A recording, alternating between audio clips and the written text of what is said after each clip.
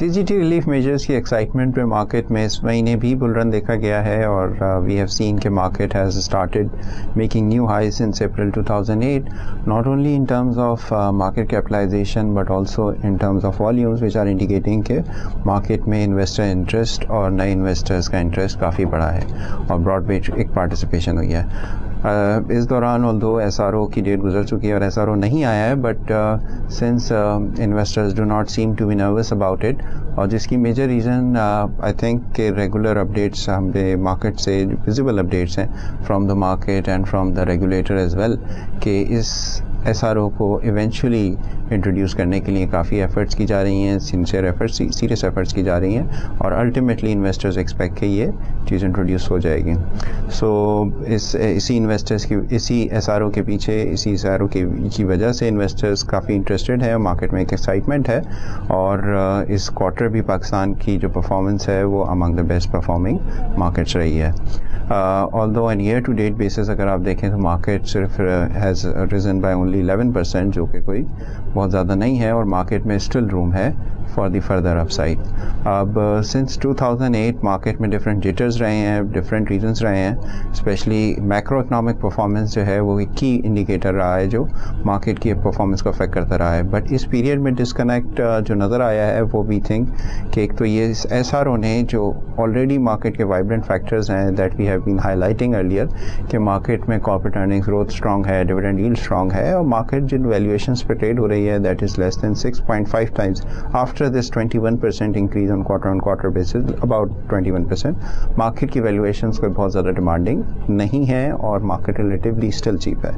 So the thing is कि market since relatively cheap है तो एक कोई सी भी ऐसी चीज़ जो ट्रिगर करती है मार्केट को या मार्केट के लिए कोई भी ऐसा फेवरेबल एक्शन होता है मार्केट उस पर रिएक्ट भी बहुत स्ट्रांगली करती है। However we should not again we can not ignore the importance of economic indicators as well. So at some point in time when the excitement over these indicators is over तो probably शायद macro economic indicators को हम देखेंगे कि वो market की performance को drag कर सकते हैं। आगे चल के हमारा जो आउटलुक है सिंस इस महीने मॉनेटरी पॉलिसी भी शेड्यूल्ड है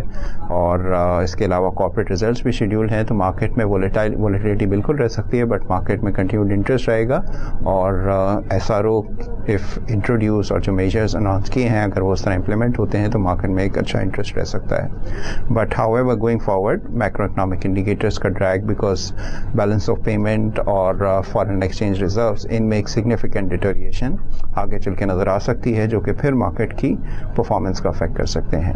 about our Islamic pension fund, ये एक वॉलंटरी पेंशन स्कीम है जिसका मकसद इन्वेस्टर्स को एक ऐसा टूल फराहम करना है कि जिसके ज़रिए वो अपनी रिटायरमेंट प्लानिंग कर सकें और एक्चुअली द आइडिया इज़ कि आप जो सेविंग्स करते रहें ओवर द पीरियड वो इस फंड में एक्यूमुलेट होती रहें, इन्वेस्ट होती रहें appropriately based on the risk and return profile that you want to choose और उसके बाद फिर जब आप रिटायर हों तो आपके पास सफिशेंट सेविंग्स हों, सफिशेंट वेल्थ हो कि आप अपनी रिटायरमेंट लाइफ को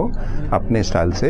अकॉर्डिंगली उसमें स्पेंड कर सकें। अब इस फंड में 3 कंपोनेंट्स हैं, डेट है, मनी मार्केट है और इक्विटी कंपोनेंट है that investors can switch between कि अगर वो चाहें तो इक्विटी की एलोकेशंस कम कर सकते हैं और अगर वो कंजर्वेटिव हैं, कम रिस्क चाहते हैं तो बिटवीन डेट और मनी मार्केट इंस्ट्रूमेंट्स में कर सकते हैं और अगर वो ज़्यादा रिस्क चाहते हैं तो उसी हिसाब से एलोकेशंस बिटवीन इक्विटी फंड्स कर सकते हैं। तो जो पाकिस्तान इस्लामिक इक्विटी फंड है इस वक्त जो उसकी एलोकेशंस हैं again since the idea of Islamic pension funds is to be very long term investors तो इसमें ज़्यादातर allocations we invest with a view for a very long term और इसमें जो इन्वेस्ट हैं वो स्टॉक्स हैं वो फंडामेंटली साउंड हैं as you can see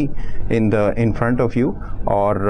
again the idea is to provide investors a tool कि जिसमें फाइनेंशियली सिक्योर हों, स्टॉक्स फंडामेंटल हों और उनकी परफॉर्मेंस जब मार्केट परफॉर्म करे तो वो नजर आए। मार्च के महीने में मनी मार्केट टाइट रही और रेट्स भी जो है अपर बैंड में मूव करते रहे। इसकी बड़ी वजह यह है कि हमारे मुल्क में इस वक्त जो है वो फ्रेश लिक्विडिटी जनरेशन है वो बहुत कम है।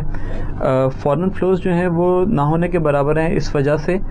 जो सारा इन्हिसार है वो डोमेस्टिक सोर्सेज पे है और जो इस वक्त हमारा फिस्कल डेफिसिट है इसको पूरा करने के लिए गवर्नमेंट जो है वो रिलाई कर रही है डोमेस्टिक सोर्सेज से बोरिंग पे, जिसमें दो बड़ी बोरिंग्स हैं, एक फ्रॉम कमर्शियल बैंक्स और एक सेंट्रल बैंक्स। जो सेंट्रल बैंक से बोरिंग है from of the government is 292 billion as of 23 March. And जो है वो हम देख रहे हैं कि इसमें ये ट्रेंड जो है वो कंटिन्यू होगा गोइंग फॉरवर्ड भी, और जो है वो हुकूमती खसारा पूरा करने के लिए जो बोरिंग है वो सेंट्रल बैंक से जारी रहेगी। एमसीबी कैश मैनेजमेंट ऑप्टिमाइज़र का रिटर्न मार्च के महीने में 9.9% रहा। इस महीने हमने इस फंड में एक मेजर शिफ्ट किया है इन आवर एसेट एलोकेशन। हमने ट्रेजरी बिल्स में इन्वेस्टमेंट अपनी रिड्यूस की हैं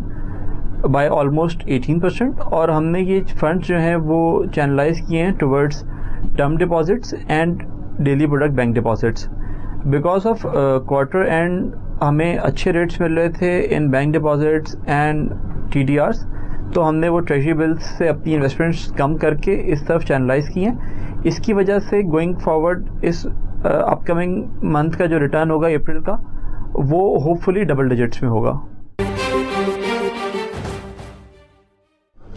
on the macro economic front जो डेटा पॉइंट्स हमें गुज़िश्ता महीने में नज़र आए हैं, वहाँ there is a mix bag, और हमें कुछ वेरिएबल्स में इम्प्रूवमेंट नज़र आई है और कुछ मेजर वेरिएबल्स में हमने डेटोरेशन देखी है। Starting from the inflation side,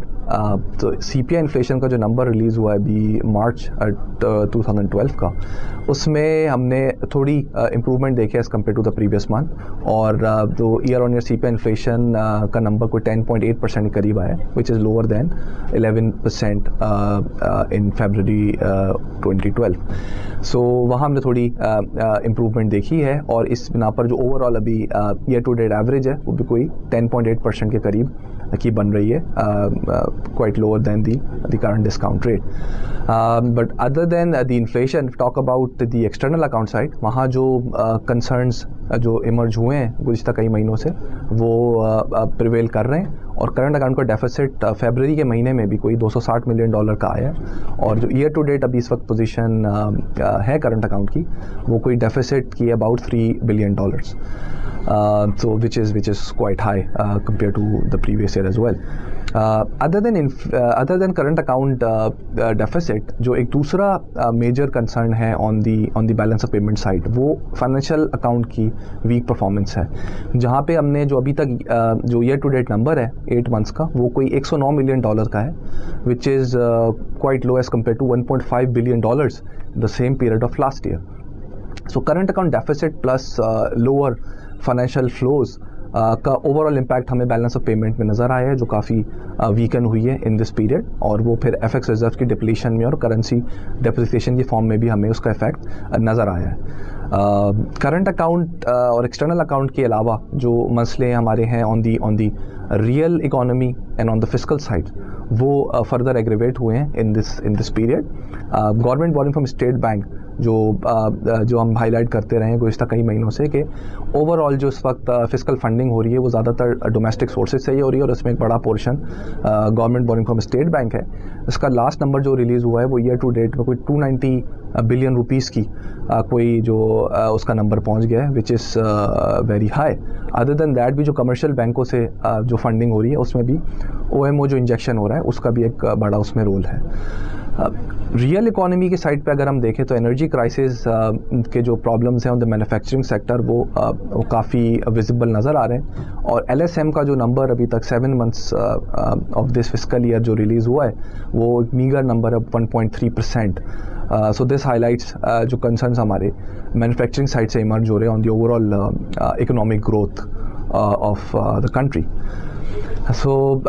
looking at the future outlook or monetary policy direction,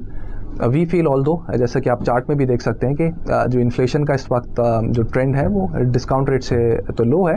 but जो अदर फैक्टर्स हैं अदर देन CPI, जो एक्सटर्नल अकाउंट के प्रॉब्लम्स हैं, फिस्कल अकाउंट के इश्यूज़ हैं, और प्लस जो हमें CPI इन्फ्लेशन में आगे जो ट्रेंड नज़र आ रहा है, जो हमें लग रहा है कि करेंसी डिप्रिसिएशन की वजह से और जो government boring from state bank बढ़ रही है विच इज़ इन्फ्लेशनरी उसकी जो नेचर है, तो ये ओवरऑल फैक्टर्स जो हैं वो स्पाइक क्रिएट करेंगे in the months to come. So all the CPI inflation इस वक्त लोअर लेवल्स पे है, बट गोइंग फॉरवर्ड उसमें हम इंक्रीजिंग ट्रेंड एक्सपेक्ट कर रहे हैं। और प्लस उसके अलावा जो एक्सटर्नल अकाउंट की